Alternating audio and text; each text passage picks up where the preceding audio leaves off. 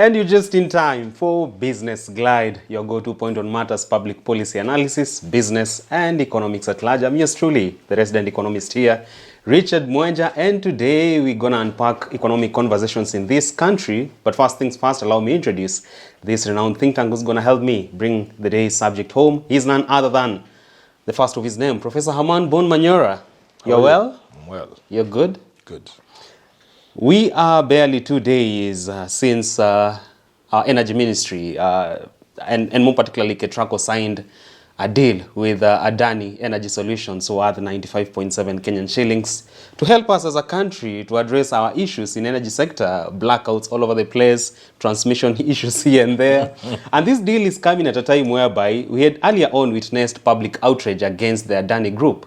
But why are we seeing this open disregard for public interest when it comes to PPPs in this country? First of all, I sympathize with my friend Opio and I. Let me tell you this without fear of contradiction. Tell me, the new energy CS. If I was appointed by Ruto under whatever arrangement, and this deal came on my desk, I would resign that day. Barely 2 months into office? I would not do it. And I'm not asking Opio and I, and I'm not passing judgment over Opio and I will not do it. Why though? I mean, I'll simply not do it. Public-private partnership. Even if it was the best deal, something over which the public is this outraged, I cannot touch it. If we don't work for the people of Kenya, who are we working for? Adani, I will not touch. Even as an insider, if I'm convinced it's a good deal, because we don't know much about Adani. We are just hearing. So as an insider, as a minister, you can see the deal is good. But because of perception of what it is, I will not touch it. And I will respectfully ask the president to give somebody the opportunity to spit in the face of Kenyans, not me. I will not use my mouth and I will not use my saliva to spit in the face of Kenyans. So from your optic, I will not do it, if it is me. And I'm not saying anything about Opio and I. I'm just sympathizing with him that he's set up, that they have been brought into government to handle the skunk. they're the ones who will carry the blame in the fullness of time? Of course. Why would I be the one to do it? I will not be the one to do it, not me. I think I like my life. Now, those who keep sympathizing with me, I don't live, I don't know where, I don't have this and this. A state appointment. Please, now you understand why. I'm happy the way I am. Some things I can't do. Maybe I'm old-fashioned, maybe I'm naive, maybe I'm actually even stupid, but I will not do it. I don't envy Pure and Ndai's job. So if the flag means flying the flag to do that, I sympathize with Pure and I will not do it. So from where? And that I'm sure as I speak, Kenyans believe me. I will not do it. From where you sit as your footnote prof, would you say that even when it comes to the Adani-Ketraco deal, the real story lies in the shadows of the undisclosed information about that deal? There is no information adequate to convince people that there's something about Adani to celebrate. On the contrary, the name Adani evokes very bad feelings. Everywhere Adani has gone, the record speaks for itself. A trail of doom? They have left everything in a state of smell. But why would they have left rotten carcasses all over the place. But even with the realization of those facts, yes. With the realization of all those facts, why would the government still want to rope the Adani group, not just in the energy sector, but also health sector? Because we are seeing now the SHA being under Adani, JKA, transport systems. I mean, why Adani in the first place? Barack Muluka, a person I respect in terms of his opinion sometimes, has said Adani is not a foreigner, Adani is a Kenyan. Otherwise, if it was a foreigner, he would have run away. With people throwing stones all over, he could have run away. Adani I'm not is a saying Kenyan? the same. Adani is not a foreigner. So, I want to tell Kenyans, I just want to tell Kenyans, let me say this. I want to tell Kenyans, no country has ever prospered without the leadership of the country loving the country and loving the people.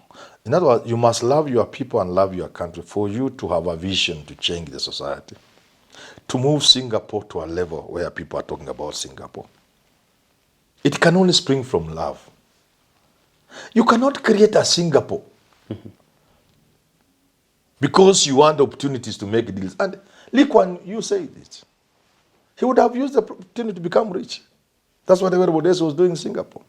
And can we be that Singapore? Why not? Without going through PPPs? Why not? You don't have PPCs. These are scams. Remember Galana Kularu? Yeah, there are two things I want to say about these deals. Other than loving your country. The first thing is that it demonstrated by a telephone call I received from America sometimes back. I had said something on TV. Those days of AM Live at NTV with the Bala Inaya, very hot program, People and Politics. Somebody told me, Manyora, and it was a very serious question, simple yet serious.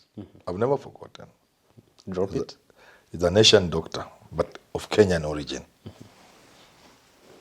He told me, Manyora, just how much money does a Kenyan need? Just how much is enough? Just how much money does a Kenyan need? That's question number one. That's the first issue. How much money do you need? Because unless you are a fool, Manu Chandaria derives satisfaction from creating. So every time he negotiates a successful business, every time he negotiates a year successfully and looks at the books and he has made $1 billion, it gives him satisfaction. He's creating wealth. So the satisfaction is from creating. Doing the real yes. job. Entrepreneurs don't make money because they need the money.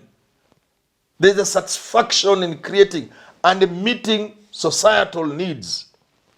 So Dagota brings a refinery in Nigeria. Not so much that he may make money, I may not know it very well, but in a general way of speaking, that there's a need for the same in Nigeria. In the process, he will get his billions of naira. Our people try to get satisfaction from just getting money from one public's coffer to their account. Zero dignity in labor? What satisfaction do you get from just putting money somewhere, money you will never use? You don't need it. These people with Adani deals and the rest, the money they have today, before they add the one from Adani, even if they went to the bank for the rest of their life to withdraw 10 million per day, they will never finish the money. Their children, for example, they can withdraw 2 million shillings every day until they die. Just to go and play with. Take their boyfriends out, take their girlfriends out. In big malls? Every morning, you just go to the bank, withdraw 2 million or 1 million. Their grandchildren can withdraw 1 million shillings every day until they die. Without depleting the money? Never, you can't. I gave you an assignment one day. You didn't bring back the viewers. I told you if somebody had, for example, 2 billion shillings, how much money can he withdraw per month? Almost 20 million. Almost. And you have not touched the 2 billion. You go to a bank. You can more or less withdraw 500,000 every day until you die. And your billions are still there. 2 billion. 500,000 every morning when I enter to a bank. When I'm here to bank, give me 500,000. Every morning. Including Sunday. They can make arrangement to give you even on Sunday because you're a billionaire. Pocket change. And here we are talking of individuals who have worth, their net worth runs in tens of billions of shillings. Small boys who are walking with torn shoes and plastic shoes now have billions of shillings. In the Uhuru administration, the Grand Mullah was talking of 4 ministers, 4 cabinet sectors. He used to call them dollar billionaire. For your information, a dollar billionaire is somebody who has more than 120 billion shillings. Grand Mullah kept talking of dollar billionaires. That kind of money. You and your family and your wife and the children and the grandchildren and the great-grandchildren can withdraw each of them 1 million shillings every morning, another 1 million every afternoon, and they will never finish that money. You must only be a fool. To steal that much. When ngombe, when mtu mjinga, and you are stealing money from the public. So our state officers... You are murdering health sector. You are murdering education. You are stifling the economy. JKIA, maybe? You are creating unemployment in the country because of your deals, and yet you don't need the money. So that's the first thing. The second thing is this, and it's really serious. How do you hold your mother to be raped by a foreigner?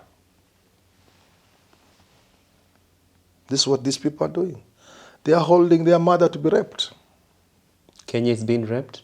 How do you get a foreigner to help you to rape your own economy? How? How do you use a foreigner? How does a foreigner rather use you to rape your own economy? To mess the health sector so that Kenyan mothers giving birth die in child labor. So that Kenyan children don't live to see their first birthday. Because money meant for mothers who are giving birth, you have eaten it with foreigners. How do you feel as a Kenyan leader when about 1 million or so Kenyan children go to school barefoot? What do you feel as you use foreigners to siphon money from the economy? How do you feel? How would you feel to know that of the 1 million or so children going to school, 2 million without shoes, 800,000 of those feet have jiggers in their toes? In this day and age? Yes. How do you feel that Kenyan children have jiggers in their toes? How do you feel, even as you hold the country to be raped by foreigners? How do you feel? Are you a human being? The answer is no. The question is, can we finance these projects ourselves? What projects are you talking about? These are simple things. Energy sector? These are simple things. In fact, if you open the open sector, if you liberalize, the government may even need to do nothing. Zero blackouts will be there? No, it will be business. If you allow people to generate their own electricity and sell to the grid, so long as they observe certain standards and safety and everything else, why do you think there's a monopoly in the energy sector? So that the thieves can come together and steal. Have you looked at those contracts, the independent power? Have you looked at them? When you read them, you begin to cry. I have cried as I try to read. Some of the provisions in those, everything's in dollar. You pay them in dollars. What are you talking about your own currency? And most of those players are just Kenyans with their foreign friends. That if you produce those things and you don't buy that, the power you'll have to pay us nevertheless. It is sickening. It makes me wonder, really. Is it possible? We are all human beings. No, we are not all human beings. So, Prof, if you're going to see an extension of Adani takeover of key sectors of Kenya's economy, so then what happens to the bottom-up economic transformation plan? Do you think it's going to remain a mirage? That is bottom-up now. It's bottom-up. That is now bottom-up. That's bottom-up. Adani is bottom-up. But I want to tell you one thing. I told Jad a video I did. Let him ask viewers to keep it as a souvenir video. I want Kenyans to keep this as a souvenir video again. This morning I'm more Kenyan than normal. Yeah. I'm always Kenyan, but now I'm excitedly, seriously Kenyan. Patriot at heart. I'm a patriot at heart. Keep this. The people investing in this country in this manner will have themselves to blame. Because a time will come when Kenyans will take it no more. A wave of change will come knocking? Yeah. Kenyans will not. Let me use a very bad example. In 1982, there was a coup, attempted coup. what we saw with our own eyes, what did Kenyans do? The boys in blue, those military, those Air Force boys, joined by ordinary people. There were two things. Very sad. Even to mention hurts me. The first one was looting on a scale hitherto unknown. I then met a friend of mine who used to be called a communist. I used to call him a communist in college. He was called Washira from Kiambu. I don't know if they're still alive or something. And he told us looting is accidental distribution of public property. Huh? Very sad. That's what I'm saying, the very sad thing. I get it. That looting is accidental distribution of public property. That was the first thing that anybody who saw the coup would say, looting. There's another one not known to many people and extremely sad. It was atrocities committed against Asian girls, women. Those two sad, deplorable instances tell you something about what I'm saying. That a country must not be led to a point where they hate a certain group of persons. Polarizing the nation. A certain group. So the people playing around with Adani are creating a group of people who are going to be the object of hate in the country. When Kenyans see things going wrong, they associate what is going wrong with the Adani deal and the Adani people, because they will soon be known, all of them. What happens when Kenyans can take it no more? Bigger than the Gen Z protest in June? I want to leave it to Kenyans, but I want this to be a souvenir video. The people will go and take back what belongs to them. Let them confirm what I've said about 1982, and let them confirm what I'm saying with what has happened elsewhere in the world. This is a souvenir video. And I'm not being an alarmist. I'm just telling Kenyans, this, do not create the set of madness the Adani thing is creating among Kenyans. There's no limit what people can do. There's no limit. Because a human being is rational up to a point. The moment it snaps, he becomes an animal. Lose a sense of shame? You are dealing with an animal. Even the threat of death means nothing. The sort of things you see happening in the world and you wonder why. The explanation is simple. You push people to a point where they are no longer human beings. Souvenir video. Souvenir video.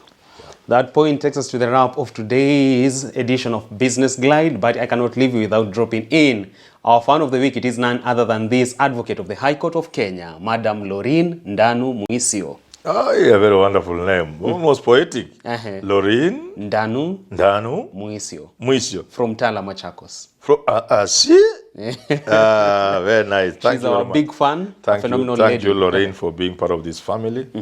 We are grateful.